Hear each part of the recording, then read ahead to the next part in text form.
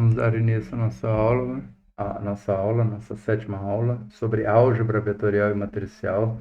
Nessa sétima aula, nós estamos especialmente falando de álgebra matricial. Nós vamos falar sobre matrizes especiais. Fizemos uma introdução à álgebra matricial e falamos de operações matriciais elementares. Na aula anterior, eu fiquei congelado na minha imagem, mas acho que eu não vou regravar a aula por conta disso. O importante é que os slides e o som estão corretos. Então, continuando as nossas aulas sobre matriz, né, nos conceitos básicos sobre matriz, para a gente entender um pouquinho disso e utilizar isso no futuro, para as nossas aulas propriamente do conteúdo de multivariada, nós vamos precisar bastante. Vamos falar sobre essas matrizes especiais. Então, algumas matrizes especiais elas aparecem sucessivamente nas demonstrações teóricas da estatística multivariada e, por isso, merecem ser apresentadas. A matriz diagonal é uma dessas importantes matrizes. Então, a matriz D, n por n, ela é considerada diagonal se D e J é igual a zero, para todo i diferente de zero, e D e I é um número diferente de zero, os elementos da diagonal. Então, a gente fala que ela é uma diag DI, uma matriz cujos elementos são números reais não nulos, né, na sua diagonal. Então, D1, D22, DNN são elementos, em geral, não nulos, reais, e fora diagonal, obrigatoriamente, eles são nulos. Aí é por isso ela é chamada diagonal, porque só tem elementos na sua diagonal principal. Quando nós temos uma matriz, nós temos a diagonal principal aqui, a matriz quadrada, e aqui tem a matriz secundária, a diagonal secundária, perdão. A multiplicação das matrizes diagonais, né? Então, se multiplicarmos uma matriz diagonal, n por n, devemos considerar a ordem, sempre em matriz, né? Então, A, n por n, e B, r por n.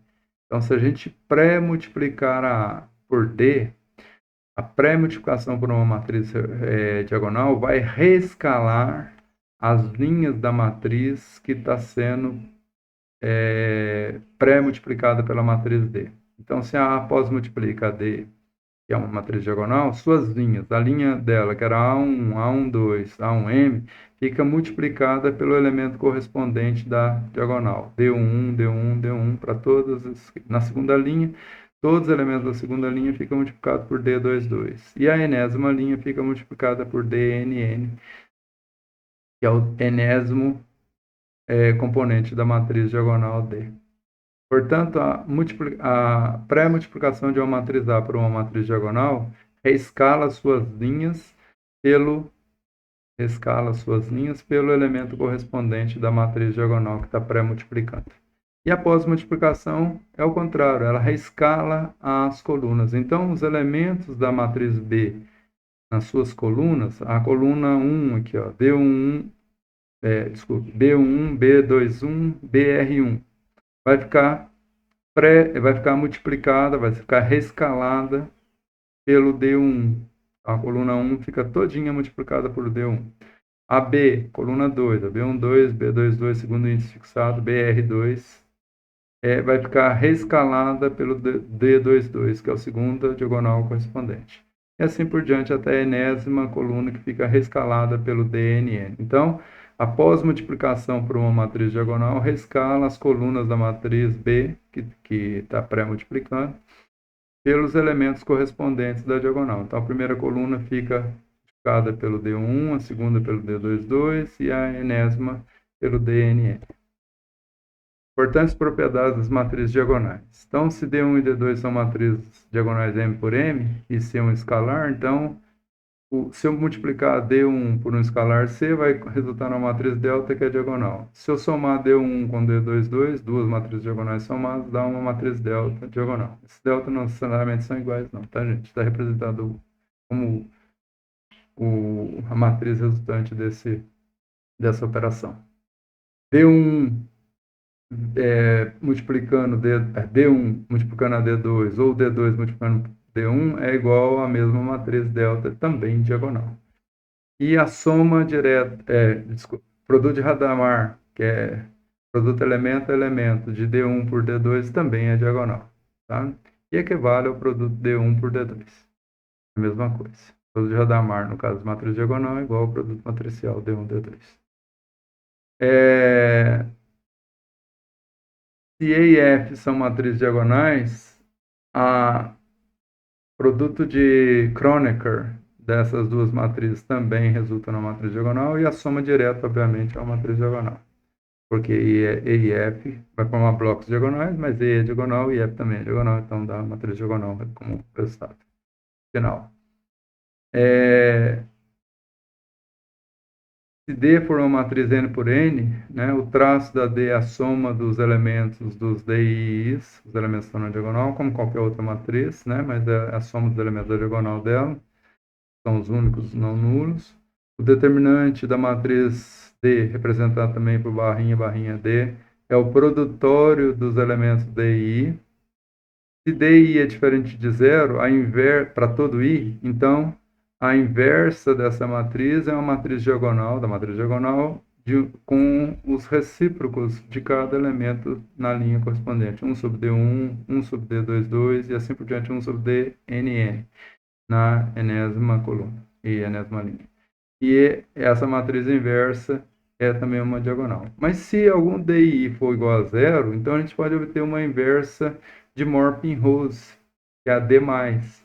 Como é que é a D+? É a diagonal dos elementos DI+. O que significa isso? DI+, é 1 sobre DI se os DIs originais forem não nulos. E zero caso eles sejam nulos, porque é impossível obter o recíproco, então a gente considera como zero. Fazendo essa adaptação na inversa, nós obtemos uma inversa de Morpin-Rose. Tá? Então, naturalmente, bem simples quando a matriz, isso é bem simples quando a matriz é diagonal, a obtenção da inversa de Morpin-Rose, uma inversa generalizada. Ok? Se a n por n é uma matriz qualquer, e se a gente aplicar o operador diag nessa matriz, esse operador aplicado à matriz diagonal,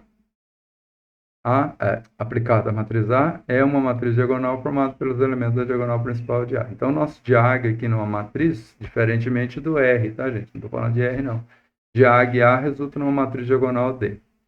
Tá? Então, o R, se você aplicar o diag numa matriz, ele resulta o vetor dos elementos que estão na diagonal da matriz. Para você recuperar uma matriz D como a nossa, tem que aplicar diag A, diag. Diag do diag A. Aí sim, dois diags, um dentro do outro, capsulados, aí você recompõe. Porque quando aplicado num vetor, ele recompõe uma matriz diagonal. Então, primeiro você gera um vetor, depois aplica diag novamente nesse vetor, e aí você recompõe a matriz diagonal. Na nossa notação aqui, né, que as operações com o computador é outra coisa. Né? Então, a gente tem que entender a particularidade do software e o que o comando faz. E aqui as definições são diferentes. Uma importante matriz, que é um caso particular de uma matriz diagonal, é a identidade. Então, a identidade é aquela matriz N por N, com 1 na diagonal e 0 fora da diagonal, que já apareceu em diversas outras ocasiões durante nossas aulas aqui. Então, todos os elementos fora da diagonal são nulos, né? E JK é igual a 0, os elementos I da matriz JK, desde que o J seja diferente de K, e o IJK, quando J é igual a K, são iguais a 1. Então, o I1, I2, I22, até o IN, são todos iguais a 1. E qualquer elemento fora da diagonal, I1, 2, I1, 3, I1N, etc., né? A N2, N1, N2, o IN2, IN1, N1, N2. São todos nulos. Até o N-1 com N-1. N com N-1. Né? Algumas vezes utilizamos a notação índice N para denotar que a matriz N por N. Né? Uma matriz de identidade de ordem N. Ou N por N, dimensão N por N. A principal propriedade da matriz de identidade é que a sua pós ou pré-multiplicação por outra matriz não altera o produto, ou seja, IA igual a A e BI igual a B. Por isso que ela é chamada de identidade, porque ela não muda. É como multiplicar um escalar por 1. O nosso 1 é a identidade, né? No caso, escalar. Então, I vezes A e B vezes I retorna I vezes A dá a própria A e B vezes I dá o próprio B. Se eu multiplicar 1 vezes 10, dá o próprio 10. Essa é a lógica. 10 vezes 1 dá o próprio 10.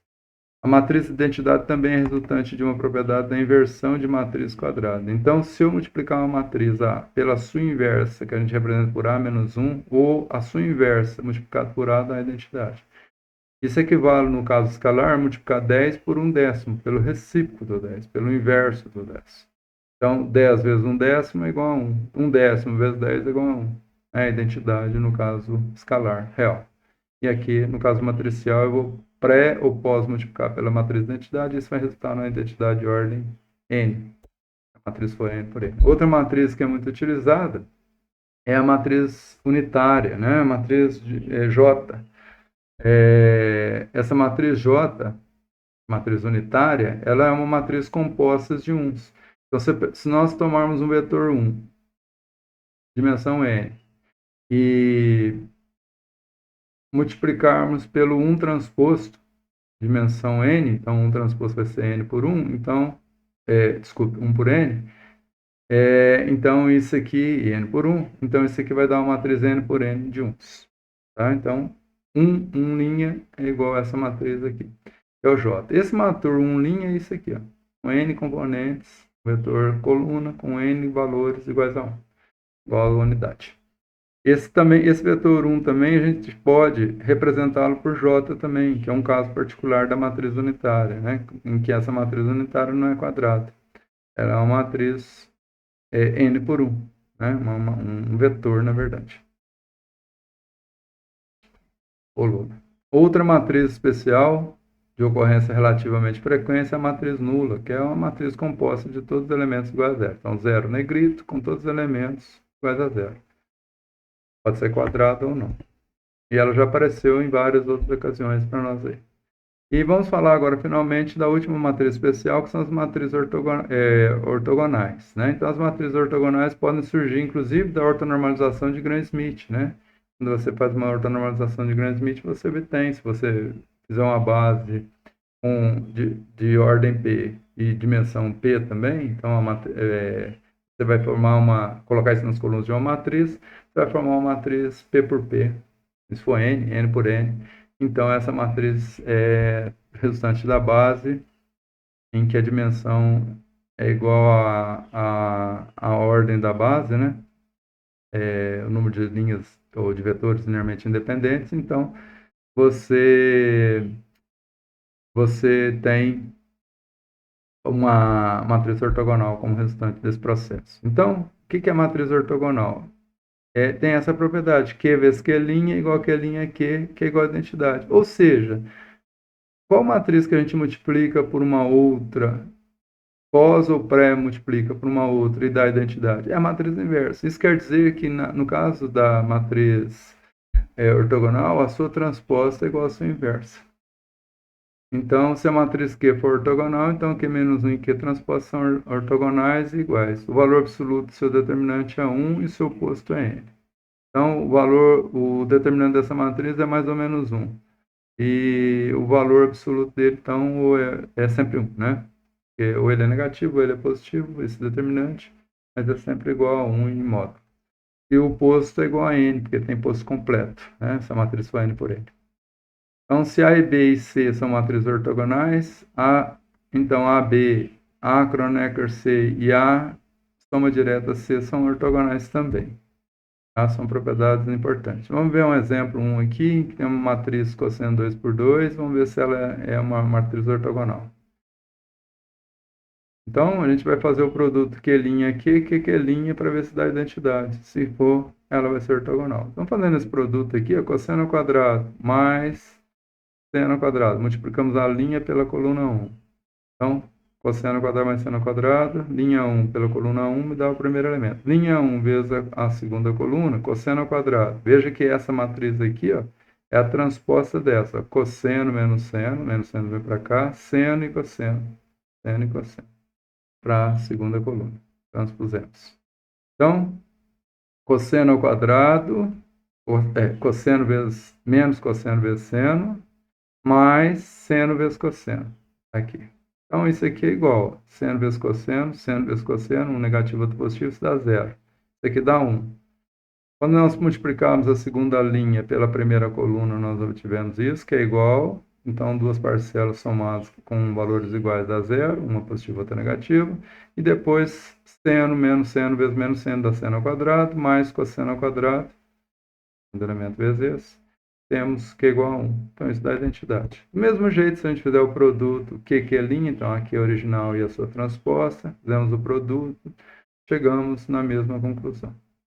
Ela é uma matriz de identidade. Logo, aqui é uma matriz ortogonal, como se queria mostrar.